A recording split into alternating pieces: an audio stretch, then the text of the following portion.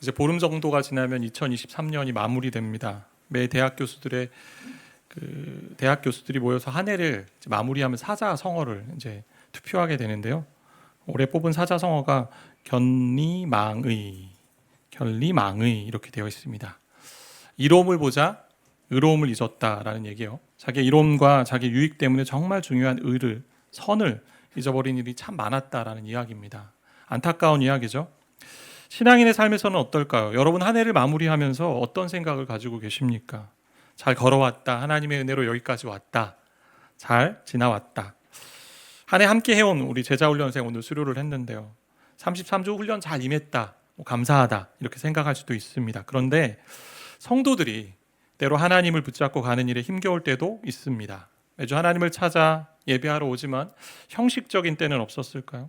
혹은 주를 향한 섬김과 이웃을 향한 사랑, 돌봄, 그리고 하나님 안에 거룩해져 가는 그 성화의 과정 가운데 잘 되지 않아서 패배감이나 때로는 실패감에 빠진 적은 없었을까요? 한마디로 한다면 실패한 그리스도인이라고 할 수 있습니다. 그때 우리가 어디서 시작해야 할까요? 훈련을 마치고 일상을 살아가다 보면 또 우리가 하나님을 섬기고 따라가는 일에 뭔가 잘 되지 않을 때, 그럴 때가 경험하게 될 겁니다. 그럴 때 어떻게 해야 될까요? 오늘 베드로를 통해서 우리 신앙의 삶에서 마치 넘어진 것 같고 실패한 것 같은 신앙의 삶에서 어떻게 다시 일어설 수 있는지를 좀 보려고 합니다. 세 가지 단어를 좀 중심으로 보려고 하는데, 하나는 사랑, 하나는 사명, 하나는 시선입니다. 첫째, 사랑인데요. 실패한 인생과 같은 베드로에게 주님이 찾아오세요. 관계를 새롭게 하십니다. 어떤 관계? 사랑의 관계를 회복하시는. 베드로가 누구예요? 12제자 중에 대표적인 제자 아닙니까? 너희는 나를 누구라 하느냐? 예수님의 질문 앞에 주는 그리스도시요 살아계신 하나님의 아들이다 라고 이야기했던 사람입니다. 예수의 말씀을 듣고 몇몇의 제자들이 자기들에게 힘든 말씀이라 여기니까 떠나갑니다. 그때 베드로가 얘기해요. 영생의 말씀이 여기 계시니 우리가 어디로 가겠습니까? 그리고 주님이 어떻게 하냐면 목자를 치리니 양떼가 다 떠날 것이다 라는 이 구약의 말씀을 인용하시면서 이제 나를 치면 다 떠나게 될 텐데 너희도 떠날 텐데, 그런 마음에 말씀하실 때 다 나를 떠날 것이다 말씀하실 때 베드로가 결코 버리지 않겠습니다 했던, 호언장담했던 제자였습니다. 그럼 그가 예수님을 부인하죠. 3번이나 부인합니다. 그리고 마지막에는 주님을 저주했던 사람입니다. 그렇게 실패했다 겼을 때 그의 마음에 어떤 마음이 들었을까? 죄책감이 있었겠죠. 그리고 자책했을 겁니다. 배신했다. 내가 배신자다. 내가 이러고도 제자라고 할 수 있는가? 그래서 사명을 잊고요. 어부였던 원래의 자리로 돌아갑니다. 물고기 잡으러 가요. 그렇게 물고기를 잡는 가운데 예수님이 찾아오셔서 베드로에게 말씀하십니다. 오늘 15절 말씀인데, 요한의 아들 시몬아, 내가 이 사람들보다 나를 더 사랑하느냐? 중요한 것은 이 사람들보다라는 이 구절인데요. 성경에 보면 어떤 성경에 1번 해서 이것들보다 이렇게 되어 있을 겁니다. 이 사람 혹은 이것들, 혼용해서 쓸 수 있는 건데, 이걸 가지고 3가지 정도로 이제 해석을 할 수 있어요. 첫 번째는 예수님 물으시는 거, 베드로야, 너가 이 제자들이 나를 사랑하는 것보다 더 사랑하니? 라는 이 질문이고, 또 하나는 베드로야, 너가 이 제자들을 사랑하는 것보다, 이 제자들, 이들이 사랑의 대상이죠. 이 제자들을 사랑하는 것보다 나를 사랑하는 게 더 크니? 세 번째는 너가 지금 물고기를 잡고 있는데 네가 가지고 있는 그물과 물고기들보다 나를 더 사랑하니? 문맥과 정황들을 보고 또 합리적이라고 생각하는 해석은 첫 번째 해석이죠. 근데 중요한 것은 뭐냐? 주님께서 베드로에게 사랑을 확인하고 있다라는 거예요. 베드로의 대답이 어떻게 해요? 주님 그렇습니다. 주님이 다 아십니다. 라고 얘기했더니 주님이 그래 내 양을 먹으라. 너의 양이 아니고 내 양이죠. 주님의 양을 먹이라 라고 얘기합니다. 질문이 끝난 줄 알았는데 또 질문을 하세요. 그리고 3번이나 물으십니다. 왜 3번이나 물으셨을까요? 이렇게 생각할 수 있겠죠. 인간적인 생각입니다. 3번 부인했으니 나도 3번 너한테 물어보겠다 이렇게 생각할 수 있겠죠. 그런 얘기가 아니죠. 마음이 어려워지는 거죠. 3번이나 물으시니. 3번째 어떻게 해요? 물으실 때 근심합니다. 울상이 되어버립니다. 과거에 이 부분을 해석하면서 이렇게 해석하신 분들이 좀 계셨어요. 예수님이 너가 나를 사랑하느냐 했을 때 이 사랑이란 단어와 주님 그렇습니다. 내가 당신을 사랑합니다라는 이 사랑의 단어가 다르거든요. 언어적으로 보면.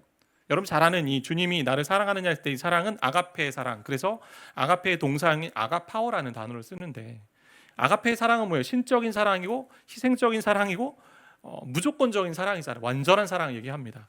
근데 예수님이 그렇게 사랑하냐 물었을 때 베드로가 뭐라고 얘기해요? 주님, 내가 주님을 사랑하는지 주님이 아십니다 할 때 이 사랑은요 형제간의 사랑을 얘기해요. 우정이죠. 그래서 보통 필레오라고 하죠. 그러니까 주님이 그렇게 3번 물으셨던 이유는 아가페라고 물었는데 이 친구가 자꾸 우정으로 얘기하니까 또 묻는 거예요. 또 묻고 마지막 3번째는 주님이 이제 낮춰주세요. 이제 필레오의 사랑을 물으세요. 그러니까 형제간의 사랑으로 날 사랑하니? 그랬더니 사랑합니다 얘기하죠. 그렇게 됐다라고 이제 하기도 하는데, 근데 정말 중요한 이 문맥이나 요한복음을 보면 그거보다는 어떻게 좀 보면 좋냐면, 요한복음 비슷한 의미를 지닌 다른 단어들을 상호 교체적으로 사용합니다. 교환적으로 사용하는데, 예를 들면 하나님이 예수님을 사랑한다라는 이 사랑이라는 단어도 3장에서는요 아가페의 동사형 아가파오를 쓰고 5장에 가면 필레오라는 단어를 써요. 심지어 하나님이 예수를 사랑하는데도 아가페로 사랑하기도 하고 필레오로 사랑하기도 한다라는 거예요. 그건 무슨 얘기냐? 별 차이가 없다. 문체적인 특징이죠. 이 단어만, 똑같은 단어만 계속 쓰니 좀 그러니까 이런 단어 써보는 거죠. 그러니까 눈여겨보아야 하는 것은 3번이나 물으셨다는 얘기입니다. 3번이나. 주님이 실패한 인간에게 2번째 기회를 주시는 과정입니다. 근데 3번 부인했던 것처럼 다시 3번의 사랑 고백으로 시작하기를 원하신 게 아닌가라는 생각이 들어요. 저는. 중요한 것은 단순히 베드로에게 질문했다라는 것이 중요하지 않아요. 베드로의 사랑을 물어보기 이전에 내가 너를 사랑하느냐 했을 때 그 전제는 뭐냐? 주님의 고백이 담겨 있으면 내가 너를 사랑한다라는 거예요. 주님인 예수인 나가 너를 사랑하는데 너는 나 예수를 사랑하냐라고 묻는 거죠. 이 점이 잘 나타나 있는 것이요, 베드로의 이름을 뭐라고 부르냐면 요한의 아들 시몬으로 부르는 그것에 나타납니다. 원래 시몬이란 이름은 베드로의 예전 이름이에요. 예수님 만나기 전의 이름입니다. 요한복음 1장 42절에 보니까 데리고 예수께로 오니 예수께서 보시고 이르시되 너가 요한의 아들 시몬이니 장차 게바라리라. 게바는 번역하면 베드로. 베드로의 이름이 원래 요한의 아들이고 시몬입니다. 시몬이란 이름을 가졌는데 이제 게바, 베드로, 반석이란 이름을 바꾸시거든요. 그만큼 믿음의 반석이 되길 원하는 예수님의 소망이 담겨 있는 이름입니다. 근데 예수님이 그 이름으로, 베드로란 이름으로 부르지 않고 요한의 아들, 인간의 아들인 시모나라고 부르세요. 전 이 말씀 묵상하면서 이런 의미라고 좀 생각이 되는데, 베드로야, 너가 나를 모른다고 3번 부인했지. 그러나 너가 나를 모른다고 부인한 것은 베드로가 아니고 너의 옛 모습, 옛 자아가 시몬이 그렇게 자신만만하게 사랑한다고 소리치던 그 시몬이 이야기한 거야. 이런 것을 알려주고 싶은 예수님의 마음이 그 가운데 들어 있었다라는 거죠. 결국 3번이나 반복해서 물어보셨던 이유가 뭐냐? 주님의 사랑을 베드로에게 고백하는 얘기입니다. 3번 부임했음에도 불구하고 예수인 내가 지금 베드로를 얼마나 사랑하고 있는지를 반복해서 말씀해 주고 있는 거예요. 우리 한번 생각해 봅시다. 자신이 먼저 상대방을 사랑하지 않고는요, 아무도 그 상대방에게 당신 나를 사랑해? 라고 물을 수 없습니다. 그렇게 물으면요, 이상한 물음이에요. 나도 사랑하지 않는데 그 사람이 나를 사랑하는지 물어볼 필요가 없다라는 거죠. 그러니까 예수님이 이 질문은 뭐예요?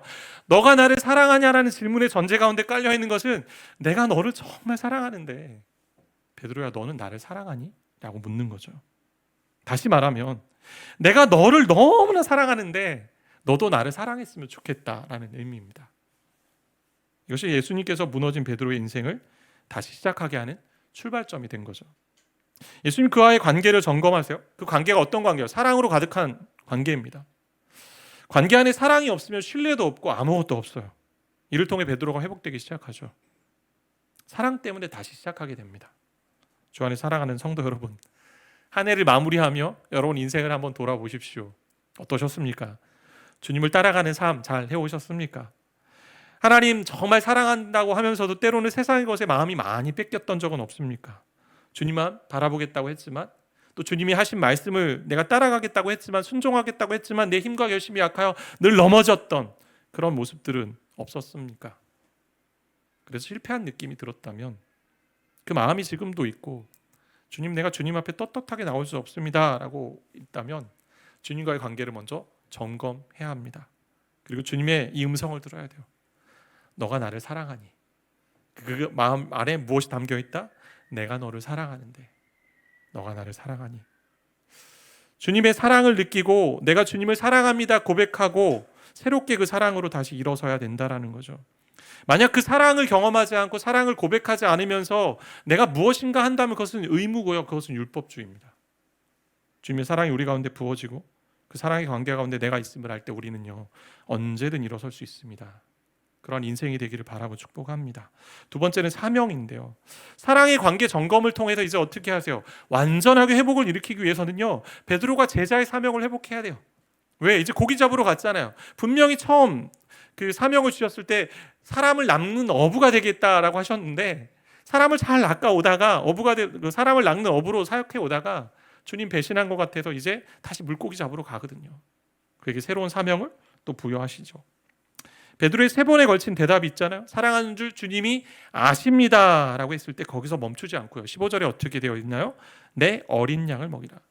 16절에는 내 양을 치라. 17절에는 내 양을 먹이라.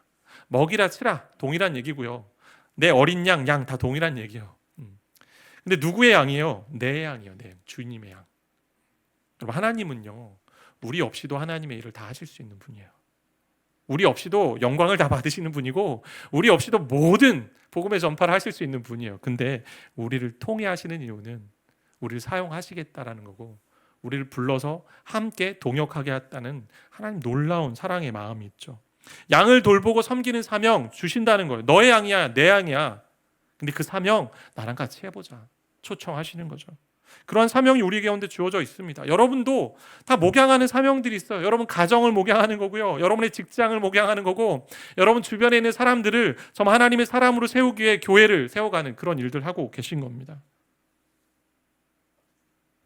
그런데 그 사명이 어디까지 가죠? 그 사명이 오늘 말씀 보면 그리스도를 위해 목숨을 바치는 길까지 갑니다. 영혼을 위해 목숨을 바치는 길까지.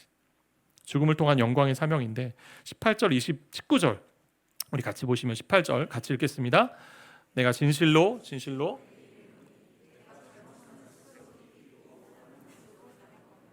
늙어서는 내 팔을 벌리리니 남이 내게 띠띠우고 원하지 아니하는 곳으로 데려가리라. 이 말씀을 하시면 19절입니다. 베드로가 어떠한 죽음으로 하나님께 영광을 돌릴 것을 가리키심이로라. 사명을 주셨는데요, 이 사명이 어디까지 가요? 내 양을 먹이고 내 양과 함께하는 섬기는 그 사명을 너의 죽음까지 좀 갔으면 좋겠다라고 예수님 말씀하세요. 젊음의 때의 특징은 자유죠. 노년의 때에는 어때요? 약간 구속되는 것이 있습니다. 건강이 또 그렇게 되잖아요, 어떻게 보면. 늙었을 때 인생의 겨울이 올 때 베드로가 원하지 않은 곳으로 갈 것이라고 이야기합니다. 그래서 내 팔을 벌리리니라는 이 단어는 십자가 처형을 의미하는 단어인데요. 그래서 어떤 전승에 따르면, 전승이란 얘기는 뭐예요? 100% 확실하지 않다라는 얘기인데, 한번 들어보세요. 뭐 아시는 얘기일 텐데, 베드로가 십자가에 달려 죽었는데 이렇게 얘기했다라는 거예요. 나는 예수님을 3번이나 부인한 죄인입니다. 그런데 내가 어떻게 예수님처럼 똑바로 매달려 있을 수 있겠습니까? 저를 거꾸로 매달아 주십시오.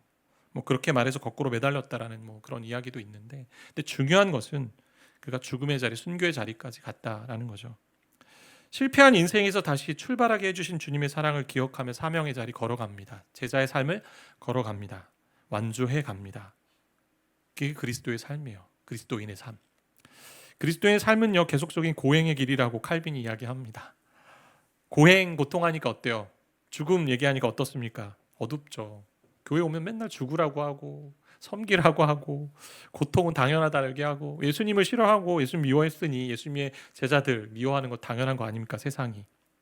그렇게 살아가는 거 그만하고 싶습니다라고 말할 수 있습니다. 그런데 잊지 말아야 할 부분이 있죠. 로마서 8장 18절 말씀인데 함께 우리 한 목소리로 읽겠습니다.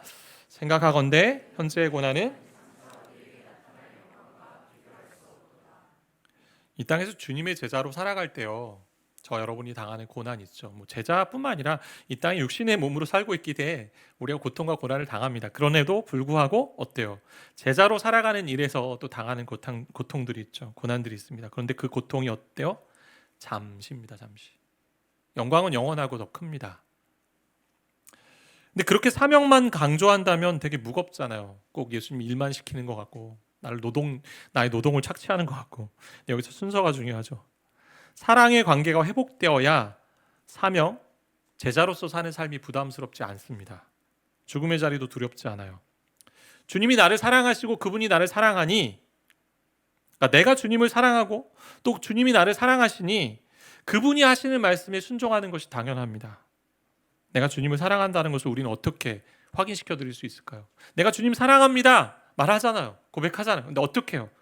우리 요한복음 14장 21절 이렇게 말씀합니다. 나의 계명을 지키는 자라야. 어떤 자요? 나의 계명을 지키는 자라야 나를 사랑하는 자니. 나를 사랑하는 자가 내 아버지께 사랑을 받을 것이고 나도 그를 사랑하여 그에게 나를 나타내리라. 예수님의 말씀에 순종하는 것이 사랑하는 것입니다.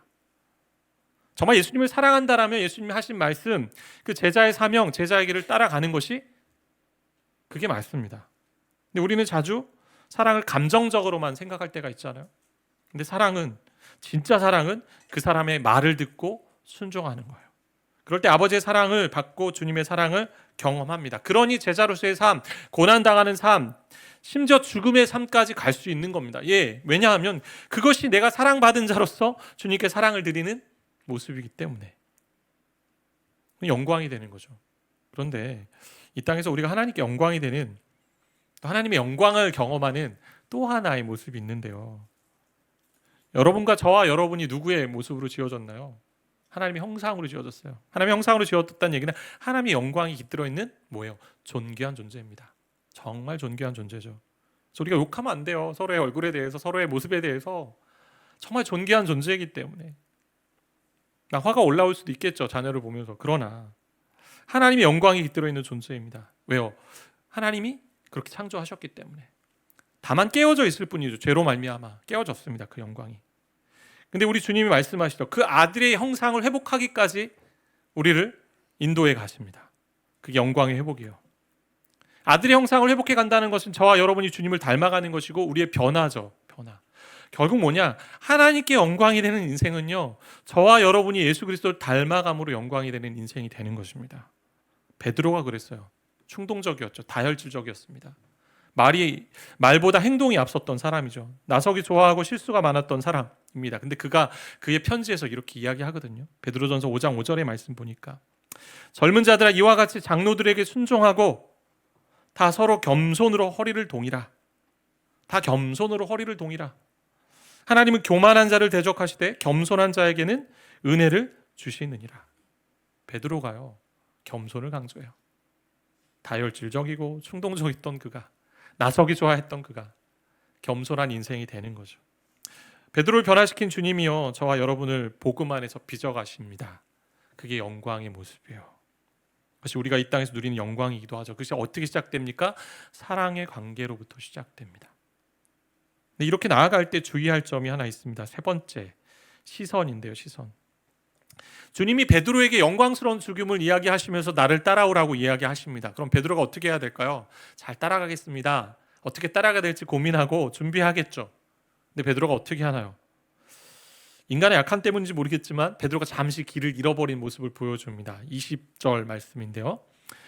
베드로가 돌이켜 예수께서 사랑하시는 그 제자가 따르는 것을 보니, 여기서 예수께서 사랑하시는 그 제자는 요한복음을 쓴 요한인데, 그 제자가 따르는 것을 보니, 먼저 따라가는 것을 보는 거죠. 어떻게 보면 그는 만찬석에서 예수의 품에 의지하여 주님을 파는 자가 누구오니까 묻던 자더라. 21절 같이 좀 읽겠습니다. 이에 베드로가 그를 보고 예수께 여짜오되 주님, 이 사람은 어떻게 되겠사옵나이까? 함께 제자의 길을 가는 사람들이 있어요. 주변에 여러 사람들이 있는데, 특히 주님이 사랑하시는 제자라고 요한이 이제 그렇게 또 표현했는데, 자기를, 그의 미래가 궁금한 거죠. 나는 젊어서는 띠띠고 또 늙어서는 다른 사람들이 나를 띄우게 하고, 그럼 고난의 길 순종으로 또 하나님께 영광이 되는데 요한의 결말은 어떻게 될까? 주님 뭐라고 말씀하시냐면 22절인데요. 예수께서 이르시되 내가 올 때까지 그를 머물게 하고자 할지라도 너가 무슨 상관이냐? 무슨 얘기예요? 신경 꺼라. 신경 꺼라. 신경 끄세요. 너 일이나 잘하세요. 영어로도 그런 이제 수거들이 있을 텐데, 당신이나 잘 신경 쓰세요. 너의 비즈니스가 아니고 내 비즈니스예요. 라는 거죠. 주님을 따라갈 때 우리가 이런 함정에 빠지기 쉽죠. 다른 이들과 비교하게 됩니다. 다른 이들을 의식하게 됩니다. 그럼 결국 율법주의 가운데 신앙생활을 하게 됩니다. 무슨 얘기예요? 다른 사람보다 내가 조금 더 잘하면 교만해지고 자만합니다. 다른 이가 나보다 더 잘하면 열등감에 빠지고요, 좌절하고 절망합니다. 왜 나는 안 되지? 라고 생각합니다. 신앙생활에서 자주 실패하는 지점이 뭐냐면 비교입니다. 비교. 다른 이들과 비교. 저 사람은 잘 성장하는 것 같은데 왜 나는 성장이 더디지라고 생각할 수 있죠. 저 사람은 잘 섬기는 것 같은데 왜 나는 잘 섬기지 못하지? 아니, 역으로 나는 잘 성장하는데 왜 저 사람은 자꾸 어린아이 짓을 하고 있지? 나는 정말 열심히 헌신하는데 저 사람은 교회에 왜 나오지? 이렇게 할 수 있잖아요. 어떻게 보면. 그러니까 개인을 향한 하나님의 계획이 다 다르잖아요. 제자훈련 함께 하면서 사람마다, 구성원마다 변화의 강도, 변화의 그런 속도가 달랐습니다. 하나님 맞춤식으로 여러분과 저를 인도해 가시는 과정 가운데 있다라는 거죠. 베드로와 요한이 달랐어요. 예수님이 마치 이렇게 이야기했을 것이다는 기록이 있는데, 베드로는 목자가 될 것이며 요한은 예언자가 될 것이다. 요한이 요한계시록을 쓰는데 하나님의 환상을 보고 기록하잖아요. 베드로는 설교자가 될 것이며 요한은 저술가가 될 것이다. 요한이 많은 또 성경책을 썼잖아요. 요한복음, 요한 1, 2, 3서, 요한계시록. 요한은 신실한 저술가가 될 것이고, 베드로는 순교의 순환 가운데 죽을 것이며 요한은 오랫동안 살다가 고요하고 평온하게 죽을 것이다. 다 다르죠. 각기 다 다릅니다. 유진 피터슨이라는 지금 소천하신 목회자가 계신데요. 그분이 쓴 책 중에 한길 가는 순례자라는 책이 있습니다. 시편에 보면 성전에 올라가는 노래들, 그 시편들을 묵상한 책 내용인데, 그 책 제목이 참 의미심장해요. 한길 가는 순례자인데 원어적인 제목을 보면 한 방향을 향한 오랜 순종입니다. 한 방향을 향한 오랜 순종. 우리를 회복하셔서 다시금 그 제자의 길을 가게 될 때 우리에게 필요한 것은요, 한 분을 바라보는 시선입니다. 시선을 고정해야죠. 주님께만 시선을 맞출 때 우리는 쉽게 좌절하거나 절망하지 않습니다. 넘어지지 않습니다. 아니, 넘어진다 해도 다시 일어서고 그분을 바라보고 갈 수 있습니다. 한 해를 마무리합니다. 여러분의 삶을 보게 되고 예수 가운교회를 돌아보게 됩니다. 저 자신을 보게 돼요. 제가 어떻게 여기까지 올 수 있었을까라고 생각해 봅니다. 나름 애쓰고 수고한다 하면서 때로는 한계에 부딪힐 때가 있어요. 이게 목양하는 게 맞나? 내가 정말 성도들 안에 좋은 목사로, 건강한 목사로, 그리고 참 은혜를 많이 끼치는 목사로 서고 싶은데 그러지 못할 때마다 참 좌절이 오고 좌절하게 되고 뼈아픈 고통을 좀 느낄 때가 있습니다. 여러분 어떻습니까? 한 해를 돌아볼 때 내가 주님을 잘 따라간다고 했는데 그 가운데 때로는 넘어진 것 같고 실패한 것 같고, 뭔가 다른 사람을 잘 섬기고자 하는데 그러지 못하고, 원수도 사랑하려 해서 사랑하려고 하는데 사랑이 안 될 때, 자녀와의 관계, 또 가족과의 관계, 여러 상황 가운데 어떻습니까? 때로는 주변을 의식하고 또 사람들과 비교하며 살아갈 때가 있습니까? 어떻게 회복할 수 있을까요? 어떻게 다시 일어설 수 있을까요? 오늘 말씀을 기억합시다. 실패한 저와 여러분의 인생 가운데 주님이 찾아오십니다. 그리고 두 번째 기회를 주십니다. 그리고 사랑의 관계로 회복하시면서 제자의 길, 그리고 사명의 길을 가게 하십니다. 내가 너를 사랑하느냐? 너가 나를 사랑하느냐? 그 음성을 듣기를 원합니다. 그 음성 가운데 뭐가 있어요? 주님이 나를 사랑하신다라는 음성이 있습니다. 그 음성 앞에 주님 저도 사랑합니다. 그 사랑을 제가 주님의 말씀에 따른 순종으로 보이며 살겠습니다. 그렇게 살아가는 저 여러분 되기를 바랍니다. 그렇게 갈 때 우리 주변에 있는 사람들이 누구예요? 우리 적이 아니에요. 우리 동역자입니다. 우리가 함께 그 길을 걸어가는 사람들입니다.